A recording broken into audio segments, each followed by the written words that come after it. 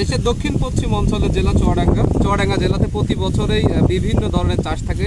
তার মধ্যে অন্যতম হচ্ছে ধানের চাষ। জানেন এবছরে আবহাওয়াটা কিন্তু এখন অনেকটাই মাঝে মধ্যে বৃষ্টি দেখা দিচ্ছে, সে কারণে কিন্তু কৃষকরা দিনরাত পরিশ্রম করছে এই বোরো ধানগুলো গোছানোর জন্য। আমরা যেখানে দাঁড়িয়ে আছি এটা চুয়াডাঙ্গা সদর উপজেলার ছয়ঘরিয়া গ্রামে। আমি যদি আপনাদের দেখাই যে প্রান্তিক কৃষকরা কিন্তু সকাল থেকেই তারা কিন্তু এই গরম, মানে জানেন যে চুয়াডাঙ্গা জেলাতে প্রচণ্ড পরিমাণে কিন্তু তাপমাত্রা পড়ছে এবং প্রচণ্ড পরিমাণ কিন্তু গরম অনুভূত হচ্ছে। সেই গরমকে উপেক্ষা করে কৃষকরা তারা শুধুমাত্র তাদের নিজেদের যে উৎপাদিত ধান ঘরে তোলার জন্য তারা কিন্তু ব্যস্ত সময় পার করছে। ইতিমধ্যে আমরা আবহাওয়া অফিসে কথা বলে তারা কিন্তু জানিয়েছে সামনে হয়তো 3 থেকে 4 দিন বৃষ্টি না হওয়ার সম্ভাবনা রয়েছে। সে কারণে কিন্তু কৃষকরা রাত দিন পরিশ্রম করছে এই ধানটা আসলে ঘরে তোলার জন্য।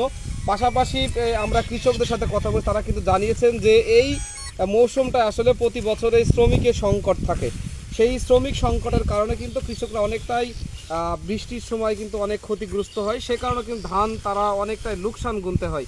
তবে এবছর আমরা যে সমস্ত মাঠগুলোতে ঘুরেছি প্রতিটা জায়গায় কিন্তু দেখেছি যে মাঠে অনেক সুন্দর ফসল হয়েছে এবং কৃষকদের যে চাহিদা ছিল, কৃষকদের যে আশা ছিল, সেই আশাটা কিন্তু অনেকটা পূরণ হয়েছে। ইতিমধ্যে জানেন যে এই অঞ্চলের মানুষ কিন্তু কৃষির ওপরে নির্ভরশীল, পাশাপাশি তারা চাষের পাশাপাশি বিভিন্ন ধরনের গবাদি পশু পালন করে থাকে। সে কারণে কিন্তু ধানের যে খড় থাকে সেগুলো কিন্তু তারা নিয়ে আসার জন্য প্রস্তুত হচ্ছে এবং সেই কারণেই কৃষকরা কিন্তু দিনরাত পরিশ্রম করছে। শ্রমিক সংকট হওয়া সত্ত্বেও তারা কিন্তু কাজ করছে। তবে কৃষকরা কিন্তু জানিয়েছেন যে বর্তমান বাজারের কিন্তু ধানের যে মূল্যটা আছে যদি এইভাবেই থাকে তারা কিন্তু তাহলে কিন্তু এই ধানে তারা কিন্তু লাভবান হবে।